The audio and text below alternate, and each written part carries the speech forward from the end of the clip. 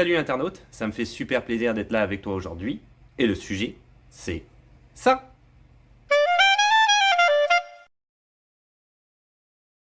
Alors aujourd'hui, un nouveau concept de vidéo sur YouTube, tu le sais, j'essaye tout le temps des nouveaux trucs. Je fais du contenu, j'essaye de faire du contenu qui intéresse les gens. Bref, aujourd'hui, ça va être, si tu veux, un fait d'actualité que je vais aller regarder avec toi. Donc, je vais mettre un petit numéro, puis probablement la date dans la description pour que tu saches quand est-ce que ça a eu lieu, si jamais effectivement le fait d'actualité est alors obsolète. Moi, ça va se passer ici sur mon ordinateur. Aujourd'hui, c'est ça qu'on va regarder. Le nombre de postes vacants est 2 fois moindre qu'en 2022.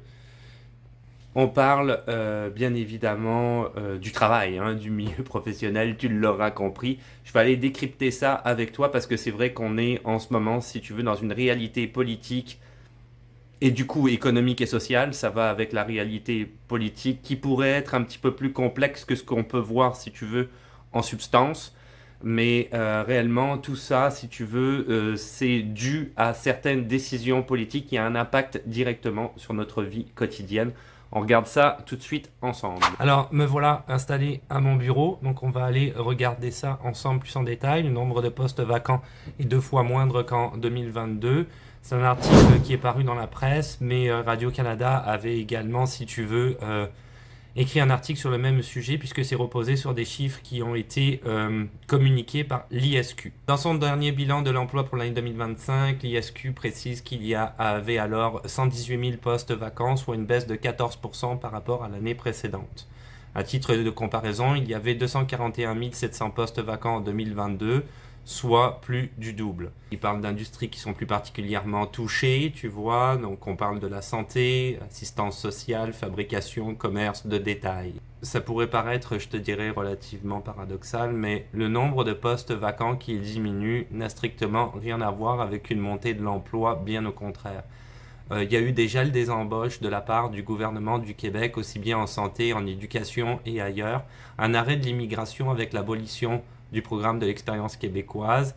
Et il y a certaines entreprises aussi qui en payent les frais avec la diminution des travailleurs temporaires, le fait qu'il y ait moins de travailleurs temporaires sur le territoire, que le gouvernement fédéral a réduit, si tu veux, la durée des permis de travail temporaire avec une difficulté notoire à les renouveler. Ce qui permet d'obtenir, comme je l'avais dit dans le dernier vlog, si tu l'as suivi, d'obtenir la résidence permanente plus facilement au Canada, mais pas au Québec, vu qu'il y a une réduction des chiffres à 45 000 par année. Et cette parenthèse étant fermée, les entreprises, aussi bien que par exemple le milieu de l'éducation dans lequel je travaille, doivent absolument s'adapter. Donc, ils baissent, si tu veux, les postes vacants, dans le sens où ils vont répartir les tâches sur les postes qui existent déjà, si tu comprends ce que je veux dire. Donc il y a une compression des tâches qui va être rétribuée à d'autres postes par manque de choix. Étant donné que personne ne peut combler ces postes-là et que quand même, si tu veux, l'entreprise ou l'école ou l'hôpital doit continuer à fonctionner, on n'a pas le choix de donner ces tâches-là, si tu veux, à d'autres personnes. Donc effectivement, il va y avoir une diminution du coup du nombre de postes vacants, puisque ces postes-là vont rester vacants quasiment à l'infini, avec tout ce que je viens de te citer, le gel d'embauche, plus d'immigrants, etc., la baisse des travailleurs temporaires. Donc, il va falloir, pour ces entreprises, pour l'éducation, pour la santé, pour les différents milieux, si tu veux, s'adapter, il n'y a pas le choix. Donc, on ferme les postes vacants, et on fait en sorte que les autres travailleurs, si tu veux, ont un petit peu plus de jobs. Ce que ça donne, dans les faits, c'est une baisse de la qualité des services. On va pas se mentir. Parce qu'effectivement, la personne qui se retrouve avec plus de tâches, mais un même salaire et un même nombre d'heures, elle va finir par couper quelque part. On peut pas faire autrement. On est juste des humains, pas des élastiques. Donc, à un moment donné, il faut s'adapter, c'est certain. Alors, quand tu continues l'article, effectivement, c'est quand même très relatif de ce que je viens de t'expliquer, puisqu'ils disent la construction fait bande à part. Il y a quelque chose de très intéressant et de très particulier cette année, c'est qu'on constate des baisses dans certaines industries, mais la seule où l'on constate une hausse des postes vacants, c'est dans l'industrie de la construction, où l'on constate une hausse de 1100 postes vacants, ça représente une hausse d'environ 15%. Pourquoi au niveau de la construction? Parce que si tu veux, ici au Québec, beaucoup de jobs sont faits comme ça. Les jobs sont découpés en différents jobs, donc je vais m'expliquer, et c'est aussi le cas dans l'éducation et dans le cas, si tu veux, je te dirais, de tout ce qui est administratif.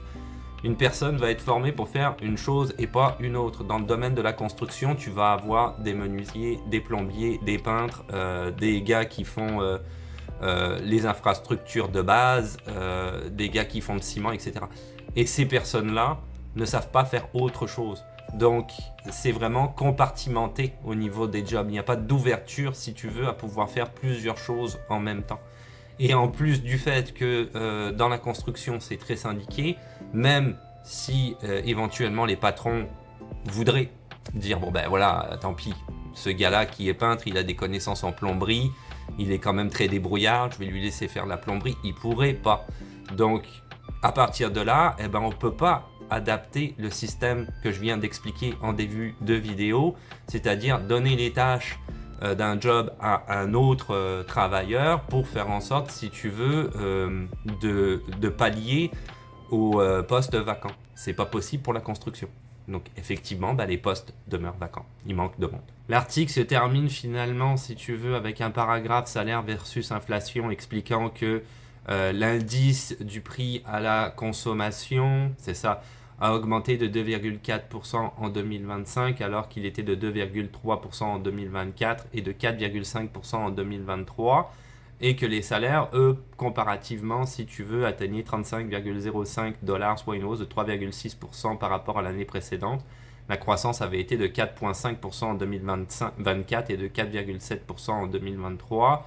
Donc il n'y aurait pas, si tu veux, de rapport entre salaire et inflation.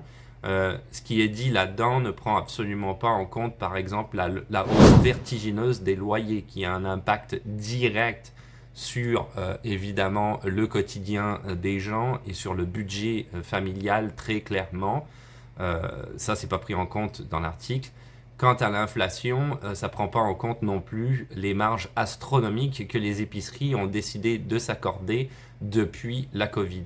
Ça non plus, c'est pas pris en compte. Donc finalement, oui, le salaire est quand même beaucoup plus bas, si tu veux, que la vie économique, je te dirais, qu'on subit ici. C'est comme ça que je le résumerai. Dernier point, enfin, pour terminer avec ça, il y a la fameuse loi sur la laïcité, la 3e ou la 4e qui est tombée ici au Québec, interdisant les gens qui ont le port de signes religieux dans les métiers, dans différents métiers. Donc ça touche principalement l'éducation et la santé. C'est très visible que c'est visé, si tu veux, sur les femmes musulmanes. Je pense qu'on est tous vraiment d'accord avec ça, il n'y a pas de problème, c'est discriminatoire comme loi. C'est une loi qui contrevient à la charte des droits et libertés et la liberté de culte mise en place ici dans l'ensemble du Canada et même, je te dirais, répétée dans la Constitution du Québec, que le gouvernement du Québec essaye d'ailleurs de réformer tant bien que mal. Ça, c'est un gros problème, une problématique, sans parler des problèmes, je te dirais, de la polémique religion versus laïcité, etc. En mettant ça de côté, il y a quand même une problématique aussi au niveau économique, parce que, comme je viens de le dire, dans l'éducation, on n'a personne, donc on est obligé, effectivement, les postes vacants, de les absorber sur d'autres postes existants. Mais là, en plus qu'on n'a personne, on enlève des gens dans l'éducation à cause du hijab.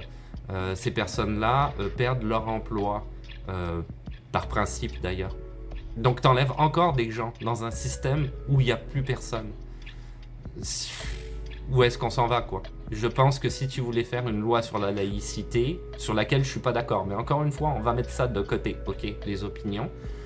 Admettons que tu vas y mettre une loi sur la laïcité et que tu es pour la laïcité telle qu'elle est dictée par le gouvernement du Québec. Pourquoi la mettre en place maintenant et pas attendre si tu veux que ça aille mieux un petit peu d'un point de vue purement économique?